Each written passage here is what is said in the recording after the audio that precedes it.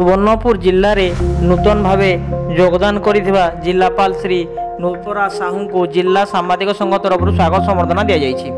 सुवर्णपुर जिला सामाजिक संघ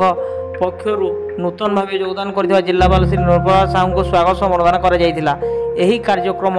जिला सामाजिक संघ सभापति गोरेखनाथ साहू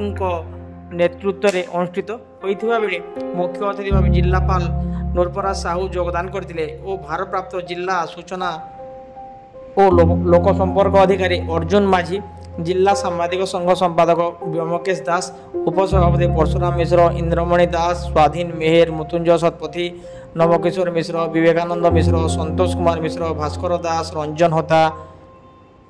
अश्विनी नेपाक, उमाकांत बाग, शशिकांत सुना, सरोज प्रधान, सहदेव मेहे, मुरलीधर साहू, रामहरि सेठी, देवानंद मेंडेली, जुगल किशोर मिश्र, शत्रुघ्न मेहे, सनातन नाग, गौरीशंकर पाणिग्राही, विनोद पांडे, रंजन तांडिया, जगदीश मेहेर प्रमुख जिला सामाजिक योगदान करथिले। वरिष्ठ सामाजिक राजकुमार महाना को मने पकाई नीरव प्रार्थना करा जायतिला। सामाजिक माने जिले में नूतन बस स्टाण्ड शीघ्र निर्माण, रिंग रोड कार्य संपूर्ण, पर्यटन स्थली विकास, गोपालजी मंदिर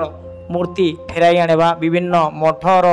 उन्नति, महाराजा उच्च विद्यालय प्रधान शिक्षक नथिबा, सहरर प्रवेश पथरे मंदिर मालिनी लेखा थिबा बोर्ड लगाइबा, सहरर मुख्य छकरे सीसीटीवी लगाइबा, ब्लॉक छकरे ट्रैफिक समस्या नियंत्रण में व्यवस्था सुदृढ़ करिबा, सोनपुर सुवर्णमेरु रामेश्वर पीठ सह सुरेश्वरी और अन्य मंदिर को आहुरी सुंदरीकरण दिगरे जिलापाल श्री नूपुरा साहू को दृष्टि आकर्षण करथिले। श्री नूपुरा साहू लोकंक सह और सामाजिक मानक सह एकत्रित